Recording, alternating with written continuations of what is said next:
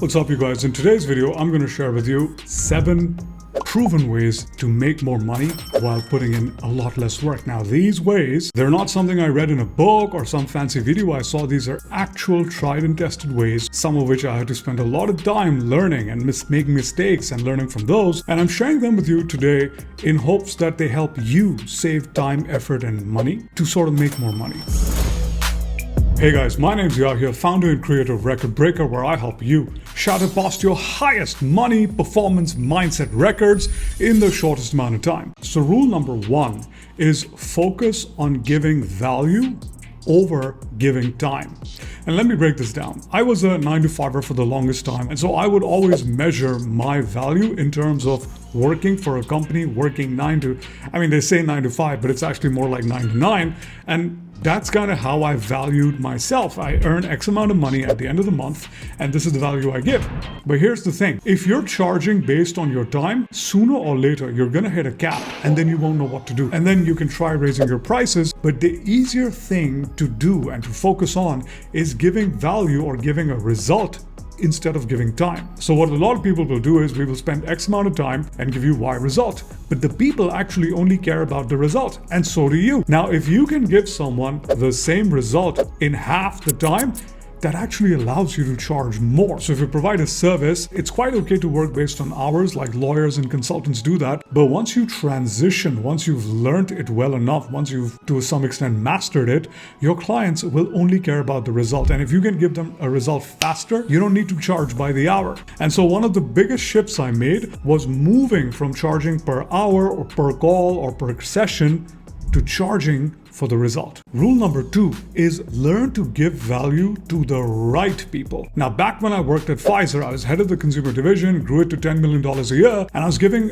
a huge amount of value. And I asked for a pay raise, and I was told, no, you're capped out. You're at the top of what your title allows you to get paid. However, when I switched from that company to another company, I had the same experience. I had the same skill set. I had the same everything, but I was paid twice, thrice as much. Why? Because they were focused on growing and they valued my skill set as an exponential growth expert. So what you want to do is, if you have all the right skills and you're not making the money, look around you, see what room you're in, see who you're giving value to. And instead of worrying or complaining about how you're not valued and people undervalue you and you're underpaid, just switch who you're giving value to. Rule number 3 is to use the Pareto principle, often called the 80-20 rule. And that is to focus on the 20% of things that bring you 80% of the money or the revenue or the profit. Now, this principle applies everywhere in life. 20% of the clothes and the shoes you own are the ones that you wear 80% of the time. 20% of the books you read or content you consume is the one that actually helps you.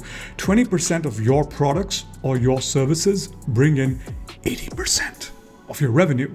So I'll give you an example. I had a client who's a health coach, and she had 2 main programs, both of which she was passionate about. But when I asked her to tell me which one was the revenue driver, turns out one of them was responsible for almost 90% of revenue. And I asked her how she felt about the other one, which was bringing in 10%. And she said, I love this. It's my baby. I was like, yeah, but it's not financially profitable. So what's your goal? And she said, my goal is to cross $40,000-$50,000 as soon as possible. So we shut that offer, that program down. And she only focused on the one that was bringing her 90% of revenue, and she was able to grow exponentially. Now, speaking of working, the 4th rule is to always set a deadline. Now, let me explain. We all work with deadlines and we get it, but we keep extending deadlines.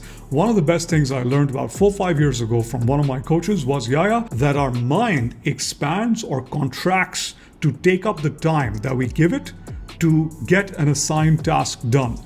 And so you subconsciously, whenever you give your mind instructions, whenever you tell yourself, I'm going to get this done in a week, you are going to get it done in a week. So I'll give you my example. I had a program and I wanted to create version 2, and I was dragging my feet on it for months and months. And I was telling myself all sorts of stories about how I needed more information, this, that, and the other. I actually knew exactly what had to go into that program for version 2 to be ready. Now, my coach was like, forget about everything, go with a B- approach, meaning stop the perfectionism. You have to get it done in 2 weeks, and boom, I spent 1 week in creating it, consolidating it, writing it out, figuring it out in my head, 1 week in recording, editing, uploading, and getting it done. And I was done. So more often than not, for things that are important to us, which is the 20%, we tend to overthink about them because we want to get them just right because they have a major impact on our life. But in reality, our gut instinct, our first instinct is the one that we should follow. And so a deadline helps you have a shut off switch where you're like, nope, by this time, whatever I've thought of is what I'm going to execute.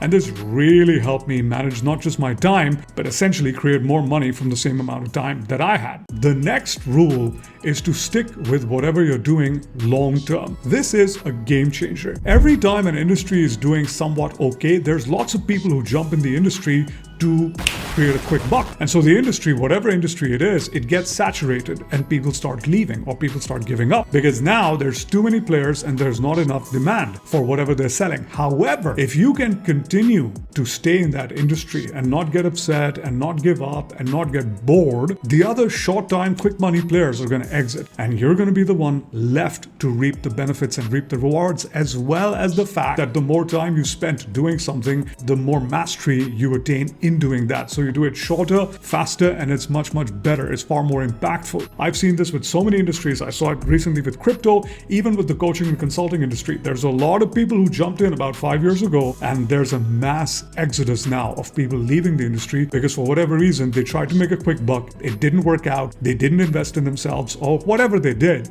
they didn't have the results. And so there's a mass exodus, they're leaving. What's that going to result in? Far more business owners, coaches, consultants looking to work with people like me who are still in the industry. So stick with whatever you're doing long term. The longer you stick with something, the better you're going to get. Speaking of industries, it is also very important to understand the trajectory of the market. So I'll give you an example. A friend of mine is a fitness coach and she trained people one-on-one. She charged by the hour, breaking rule number 1, but she set up an entire home gym in her house.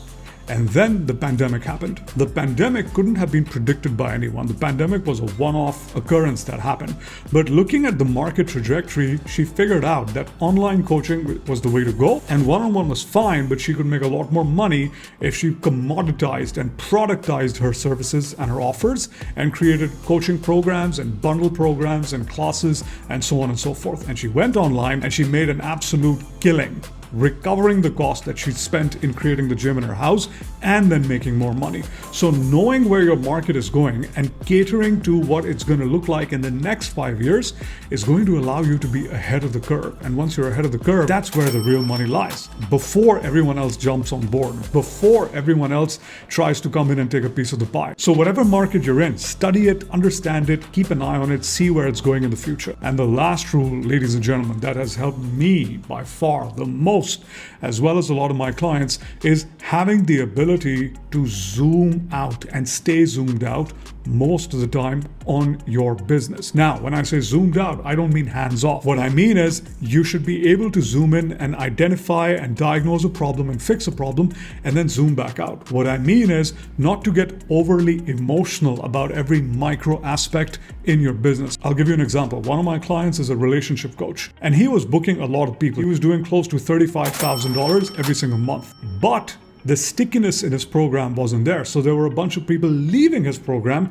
hitting him with refunds. So he was making 35 grand and his refunds were 26 grand and he was left with 9 grand.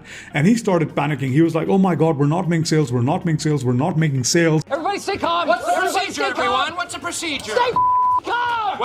What are we going to do? I was like, dude, relax. Let's zoom out. We are making sales. So we have a great sales process in place. We're just being hit with refunds. And that's an easy problem to solve. We can create stickiness in your program. And this perspective shift allowed us to better identify the problem, which wasn't really not making sales. It was just creating stickiness in a program to make sure that people stayed longer and there was less churn. And that's a much smaller problem to solve. So I often advise entrepreneurs and business owners that having the ability to zoom in and fix something is beautiful, but far more important than that is having the ability to zoom out. And as soon as you start hiring people, which I strongly recommend, once you cross 10, 15, 20 grand, you should be hiring people, not going and buying that fancy car or going on a trip or splurging your money on something that you don't need. When you hire people, they're not going to be as good as you on day one, but it's a necessary evil.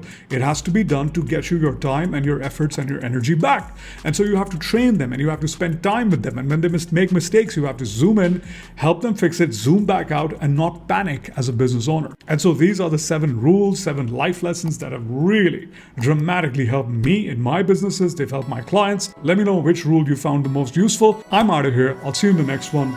Bye-bye.